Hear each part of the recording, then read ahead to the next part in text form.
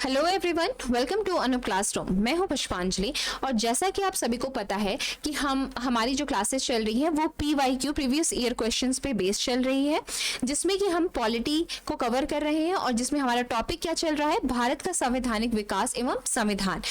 आज इसी टॉपिक के साथ साथ हम उद्देशिका के भी कुछ क्वेश्चन करेंगे, ठीक है, प्रीएम्बल के भी हम कुछ क्वेश्चन करेंगे। तो और ये जो क्लास है वो 4th क्लास है। इसके पहले भी 3 क्लासेस हो चुकी हैं जिसमें कि हमने PYQs, important PYQs with explanation के साथ सॉल्व किया है, तो आप उनको जरूर विजिट करें। तो चलिए क्लास शुरू करते हैं। पहला क्वेश्चन देखिए, भारत का राष्ट्रगान जन गण मन की रचना किसने की है? ऑप्शन देखिए यहाँ पे, रविन्द्रनाथ टैगोर, बंकिम चंद्र चट्टोपाध्याय, मुंशी प्रेमचंद या फिर अमर्त्य सेन। तो इसका जो सही आंसर हो जाएगा, किसने की है इसकी रचना, तो रविन्द्रनाथ टैगोर ने की है। एक चीज इनके बारे में यहाँ पे देख लीजिए ध्यान कि जो जनगण मन है वो किस इनकी पत्रिका में हमें देखने के लिए मिलता है। तो वो जो पत्रिका है उसका नाम है यहाँ पे तत्वबोधिनी पत्रिका, ठीक है।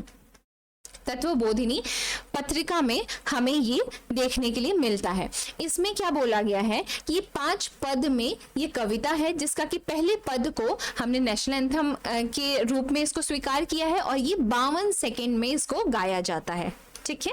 चलिए, और एक और चीज बताइए कि जो जनगण मन है, जो हमारा नेशनल एंथम है, फर्स्ट जो कौन से सेशन में, जो INC का कौन सा सेशन था जिसमें ये फर्स्ट टाइम गाया गया था? तो वो जो सेशन हो जाएगा वो कैलकाटा का सेशन हो जाएगा, जिसमें कि कब हुआ था? ये हुआ था 27 दिसंबर 1911 में ये गाया गया था। अच्छा, इसके जो प्रेसिडेंट उस टाइम पे कौन थे उस सेशन के? तो ये आपके थे बिशन नारायण धर, ठीक है, धर। ये उस टाइम के वहां के प्रेसिडेंट थे, ठीक है। अच्छा, एक और चीज कि जो हमारा नेशनल सॉन्ग है, नेशनल सॉन्ग कौन सा है? हमारा वंदे मातरम है ना, वंदे मातरम को कौन से सेशन में गाया गया है? तो ये वाला जो है वो भी कैलकाटा का, एक सेकेंड, कोलकाता का जो सेशन है 1896 में गाया गया था। इस टाइम जो प्रेसिडेंटशिप कौन निभाया था? तो वो थे रहमतुल्ला एम सयानी, ठीक है। उस टाइम ये प्रेसिडेंटशिप थे और उस टाइम गाया था। अच्छा, वंदे मातरम कौन लिखा है? तो वो बंकिम चंद्र चट्टोपाध्याय। इनकी कौन सी मैगजीन में हमें देखने के लिए मिलता है? तो वो है आनंद मठ, ठीक है, उसमें हमें देखने के लिए मिलता है। तो ऑप्शन ए यहाँ पे करेक्ट हो जाएगा। आगे बढ़ते हैं, नेक्स्ट क्वेश्चन देखते हैं। किस मामले में आत्मरक्षा का अधिकार उपलब्ध नहीं होगा? लोक सेवक द्वारा किया गया कार्य, आपराधिक अत्याचार को रोकने में, जंगम संपत्ति की रक्षा में, या फिर उपरोक्त सभी में? तो इसका जो सही आंसर हो जाएगा वो लोक सेवा कार्य के द्वारा आत्मरक्षा का जो अधिकार है वो उपलब्ध नहीं होगा। ऑप्शन ए यहाँ पे करेक्ट हो जाएगा। नेक्स्ट देखिए, आत्मरक्षा का अधिकार, देखिए ये UPSI मेंस में पूछा गया है 2014 में। ऑप्शन आत्मरक्षा का अधिकार है किसके प्रति आत्मरक्षा का अधिकार हम मानते हैं? तो अपने शरीर के प्रति अपराध से प्रतिरक्षा, दूसरे के शरीर की प्रतिरक्षा, चोरी लूट आदि अपराध से प्रतिरक्षा, या फिर उपरोक्त में से सभी। तो कहां पे हम आत्मरक्षा का अधिकार मानते हैं? तो यहाँ पे उपरोक्त में से सभी यहाँ पे सही हो जाएगा। अपने शरीर के प्रति भी अगर कोई अपराध हो रहा है तो उसको भी रोकने में आत्मरक्षा माना जाता है, दूसरे को भी प्रतिरक्षा में भी आत्मरक्षा माना जाता है, और चोरी लूट पाट वगैरह से आत्मरक्षा अगर करते हैं तो वो भी आत्मरक्षा के अधिकार माना जाएगा। नेक्स्ट क्वेश्चन देखिए, नेक्स्ट क्वेश्चन क्या कह रहा है? भारत का गणतंत्र इसका अर्थ है। शायद हमने ये पहले वाले सेट में भी डिस्कस किया है, फिर से देख लेते हैं। ऑप्शन देखिए, सभी मामलों में अंतिम अधिकार जनता के पास है, भारत में संसदीय शासन व्यवस्था है, भारत में वंशानुगत शासन नहीं, भारत राज्यों का संघ है। तो इसका जो सही आंसर जो हो जाएगा वो हो जाएगा भारत में वंशानुगत शासन नहीं है। ऑप्शन सी यहाँ पे करेक्ट हो जाएगा, सबको समान अवसर मिला है। नेक्स्ट क्वेश्चन देखते हैं, भारत का संविधान लागू होने के समय इसमें कितनी अनुच्छेद व अनुसूचियां थी? ये हमने कई बार डिस्कस किया है, तो इसमें आपकी गलती नहीं होनी चाहिए। ऑप्शन देख लेते हैं, 104 अनुच्छेद व 5 अनुसूचियां, 318 अनुच्छेद व 27 अनुसूचियां, 45 अनुच्छेद व 14 अनुसूचियां, या फिर 395 अनुच्छेद व 8 अनुसूचियां। तो इसमें से मैंने क्या बताया था कि कितने थे, जो मूल रूप था उस टाइम क्या था, तो 395 आर्टिकल्स थे, 395 आर्टिकल्स थे। 8 हमारा शेड्यूल था, एक सेकेंड, 8 हमारा शेड्यूल था और 22 जो थे वो हमारे भाग थे, पार्ट्स थे। ठीक है, तो कौन सा सही हो जाएगा, ऑप्शन डी यहाँ पे करेक्ट हो जाएगा। क्लियर है इतना? चलिए नेक्स्ट देखते हैं। भारत संविधान का निर्माण किस सभा द्वारा किया गया है?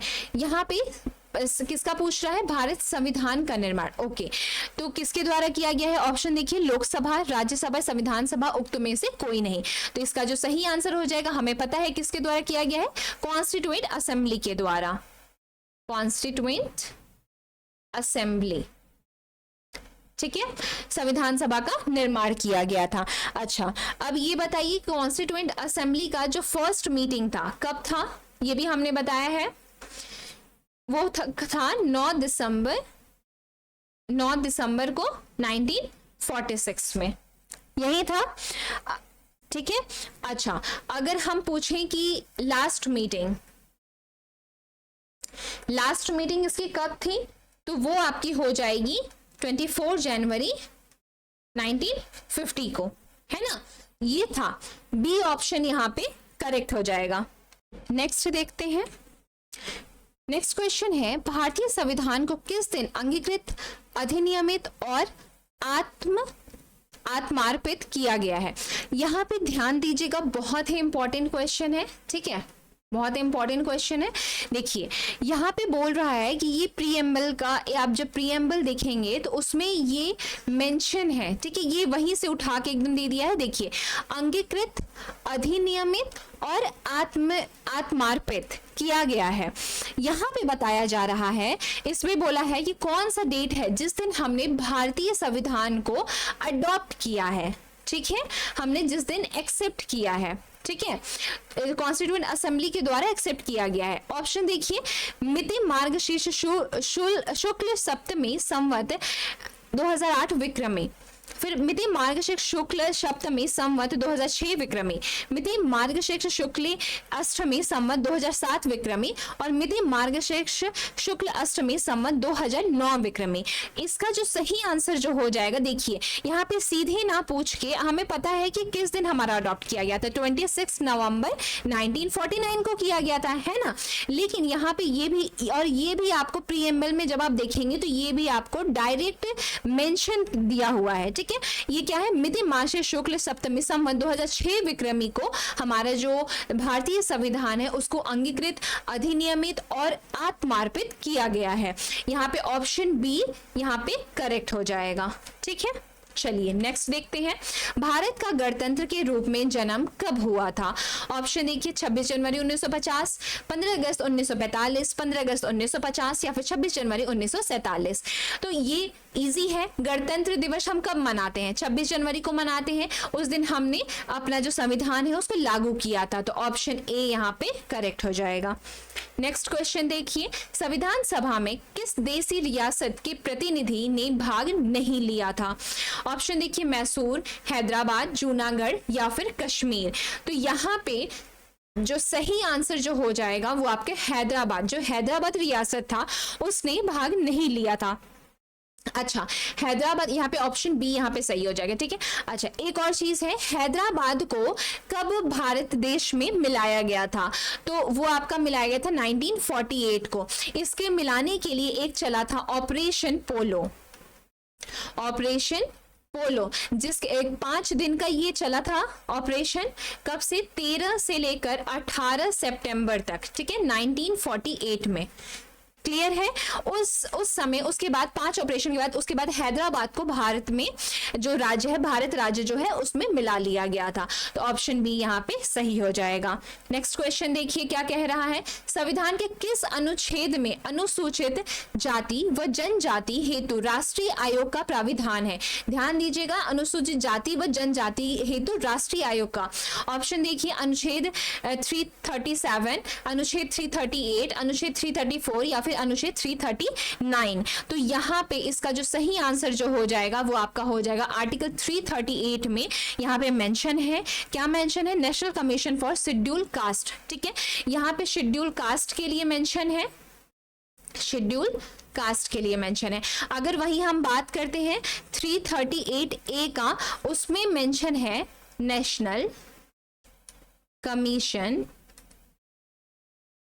For schedule tribe.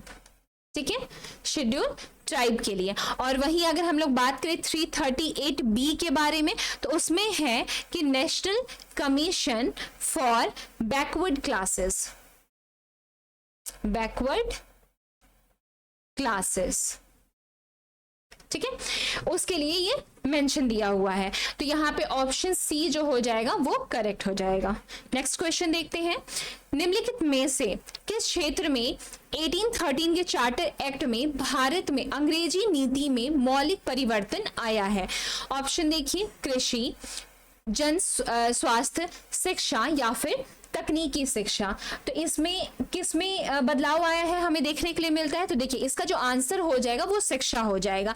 क्यों ऐसा हुआ था? इसमें बताया गया था कि इस टाइम पे जब ये चार्टर एक्ट आया है, इसके तहत क्या बोला गया था कि 1 लाख रुपए दिया जाएगा शिक्षा के प्रमोशन के लिए, मतलब कि उसकी बढ़ोतरी के लिए, लिटरेचर के लिए, वगैरह वगैरह चीजों के लिए। और इसके तहत एक और काम हुआ था, क्या हुआ था? तो जो कंपनी का ट्रेड मोनोपोली है, ट्रेड मोनोपोली मतलब कि जो कंपनी का एकाधिकार था बिजनेस करने का, वो समाप्त कर दिया गया था। मतलब कि क्या कर दिया गया था? एंड कर दिया था। लेकिन एक्सेप्ट मतलब कि वहां पे लेकिन किसके साथ सिर्फ छोड़ दिया गया था पूरी तरह से, बट यहाँ पे क्या था कि not completely.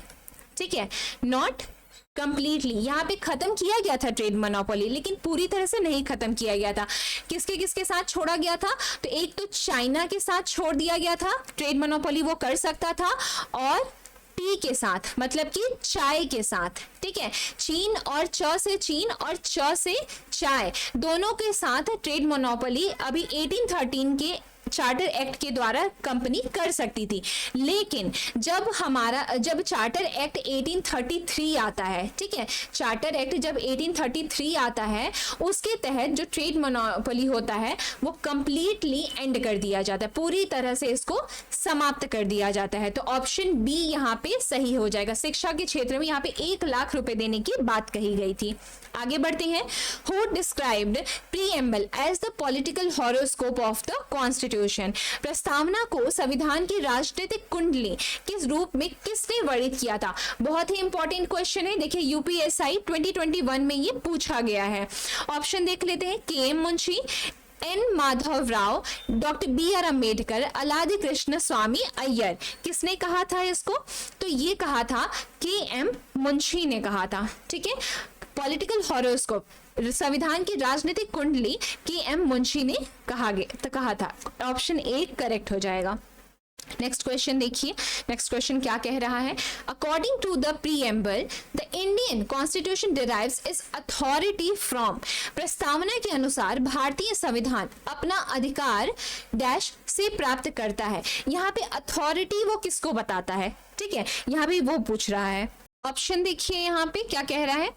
The people of India Bharat की जनता, पार्लियामेंट ऑफ इंडिया भारतीय संसद, ब्रिटिश कॉन्स्टिट्यूशन ब्रिटिश संविधान, supreme court of India Bharat का उच्चतम न्यायालय।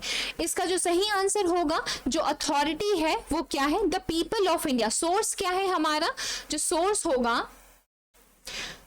होगा ये आप जब प्रीएम्बल देखेंगे तो उसमें पहले ही स्टार्टिंग से ही लिखा हुआ है द पीपल ऑफ इंडिया। ठीक है, हम भारत के लोग, हम भारत के लोग। ठीक है, ये चीज उसमें लिखा हुआ है, तो ऑप्शन ए यहाँ पे करेक्ट हो जाएगा। नेक्स्ट क्वेश्चन देखते हैं। नेक्स्ट क्वेश्चन क्या कह रहा है, which English political scientist had described the preamble as the keynote to the Indian constitution. ध्यान दीजिएगा क्वेश्चन में पूछ क्या रहा है, यहाँ पे बोल रहे हैं कि की नोट है, ठीक है, की नोट किसने कहा है, किस अंग्रेजी राजनीतिक वैज्ञानिक ने उद्देशिका को भारतीय संविधान की कुंजी की नोट कहा था। यहाँ पे देखिए पहले तो ये क्वेश्चन है कि किसी अंग्रेजी राजनीतिक वैज्ञानिक ने कहा हुआ है, किसको कहा है की नोट, तो वो उद्देशिका प्रीएम्बल को कहा हुआ है। क्या कहा हुआ है, की नोट। यहां से 3 क्वेश्चन आपका देखिए निकल रहा है। ऑप्शन देख लेते हैं, sir Ernest Barker, John Stuart Mill, Edmund Burke या फिर ग्रैनविल ऑस्टन। तो ये जो सही हो जाएगा इसमें जो आंसर हो जाए किसने कहा था, तो sir Ernest Barker, option A इसमें करेक्ट हो जाएगा। नेक्स्ट देखिए, the idea of justice social economic and political expressed in preamble of the Indian Constitution has been taken from। Option देखिए, भारतीय संविधान के उद्देश्य, सॉरी एक बार हिंदी में पहले देख लेते हैं कि उद्देशिका में व्यक्त किए गए न्याय, सामाजिक, आर्थिक और राजनीतिक, क्या क्या है, न्याय, सामाजिक, आर्थिक, राजनीतिक का आदर्श से लिया गया है। कहां से, कौन से कॉन्स्टिट्यूशन, किस देश के कॉन्स्टिट्यूशन से लिया गया है। ऑप्शन देखिए, the Russian revolution, American revolution, French revolution, glorious revolution. तो ये हमने पहले भी डिस्कस किया था कि जो रशिया से, यूएसएसआर से हमने क्या क्या लिया था। एक तो हमने फंडामेंटल ड्यूटीज लिया था, फंडामेंटल ड्यूटीज मतलब कि मौलिक कर्तव्य, ठीक है। दूसरा मैंने क्या बताया था कि सोशल, इकोनॉमिक और पॉलिटिकल मतलब कि सामाजिक, आर्थिक और राजनीतिक, ये 3 जो न्याय है, किस बेसिस पे न्याय होना चाहिए, वो भी हमने रशिया से लिया हुआ था, ठीक है। ये हमने कहां से लिया हुआ है, रशिया से। तो यहाँ पे ऑप्शन ए जो हो जाएगा वो करेक्ट हो जाएगा। क्लियर है। पहली बात यहाँ पे ध्यान देने वाली बात है कि जो हमारे प्रीएम्बल में जस्टिस किसके किसके बेसिस पे 3 यहाँ पे बताया गया है। कौन कौन सा जस्टिस है, तो एक तो हमारा सोशल है, सामाजिक तौर पर, इकोनॉमिकल तौर पर होना चाहिए, इकोनॉमिकल, और तीसरा जो है वो पॉलिटिकल तौर पर होना चाहिए, मतलब राजनीतिक तौर पर न्याय होना चाहिए, आर्थिक तौर पर भी और सामाजिक तौर पर भी न्याय होना चाहिए। ये इंपॉर्टेंट है, बहुत इंपॉर्टेंट क्वेश्चन है, ठीक है। तो इसको ध्यान दें और इसको ध्यान में रखें। चलिए आगे बढ़ते हैं। Preamble was held to be a part of the Constitution of India in the case of dash। उद्देशिका को डैश के मामले में भारत के संविधान का हिस्सा माना गया था। ऑप्शन देखिए कौन कौन सा, यहाँ पे बोल रहा है कि कौन से केस में प्रीएम्बल को as part of the preamble माना गया है, ठीक है, यहाँ पे ये पूछ रहा है। ऑप्शन देख लेते हैं पहले, Sangam Singh versus election tribunal, sorry Sangram Singh है, ओके, संग्राम सिंह बनाम चुनाव प्राधिकरण, केशवानंद भारती बनाम केरल राज्य, एक्सप्रेस न्यूज़पेपर प्राइवेट लिमिटेड बनाम भारतीय संघ, या फिर भीम सिंह बनाम हरियाणा राज्य। अब देखिए यहाँ पे क्या होता है, मैं बताती हूँ कि जो प्रीएम्बल है वो पार्ट है कॉन्स्टिट्यूशन का कि नहीं, इसमें बहुत ही दुविधा थी, ठीक है। तो देखिए एक जो केस हुआ था आपका बर्बरी का केस, ठीक है, एक सेकेंड, ठीक है, बर्बरी यूनियन का केस हुआ था, कब हुआ था, 1960 में हुआ था, ठीक है। इसमें क्या कहा गया था कि जो प्रीएम्बल है वो कॉन्स्टिट्यूशन का पार्ट नहीं है, लेकिन उसके बाद एक और केस होता है जो केशवानंद भारती का केस होता है, Keshavananda Bharati versus state of Kerala, ये जो केस होता है वो आपका होता है 1973 में। इसमें क्या कहा जाता है कि जो प्रीएम्बल है वो कॉन्स्टिट्यूशन का ही पार्ट है। इसमें एक और चीज, ये जो केशवानंद भारती केस है अब तक की सबसे लंबी बेंच की ये केस है, मतलब कि 13 जज, इसमें 13 जज की ये बेंच थी, उस पे ये बेसिस पे डिसीजन आया था। इसका डेट क्या था ये भी जानना जरूरी है, कई बार एग्जाम में आया हुआ है। तो इसका जो डेट था वो 24 अप्रैल 1973 का ये डेट था। ये सबसे लंबी बेंच है, ठीक है, बेंच लॉन्गेस्ट अब तक की, ठीक है, इसमें डिसीजन आया है। तो हमारा कौन सा ऑप्शन सही हो जाएगा, ऑप्शन बी, जो केशवानंद भारती जो केस है उसमें प्रीएम्बल को, उद्देशिका को हमारे क्या माना गया है, संविधान का ही हिस्सा माना गया है। ऑप्शन बी यहाँ पे करेक्ट हो जाएगा। आगे बढ़ते हैं, नेक्स्ट क्वेश्चन देखिए क्या कह रहा है।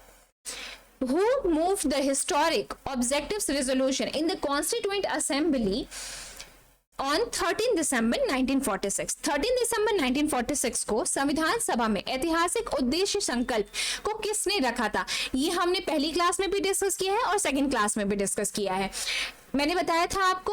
अच्छा, ऑप्शन देख लेते पहले। जवाहरलाल नेहरू, एम.एन. रॉय, सरदार वल्लभ भाई पटेल और महात्मा गांधी।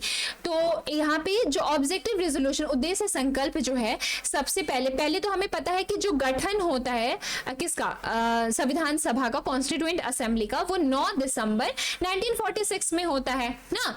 और वहीं पे अगर हम बात करें कि सबसे पहले ऑब्जेक्टिव रेजोल्यूशन को सबसे पहले कौन पास करता है, तो जवाहरलाल नेहरू जो थे वो उसको पेश करते हैं। कब करते हैं? 13 दिसंबर 1946 को करते हैं, है कि नहीं?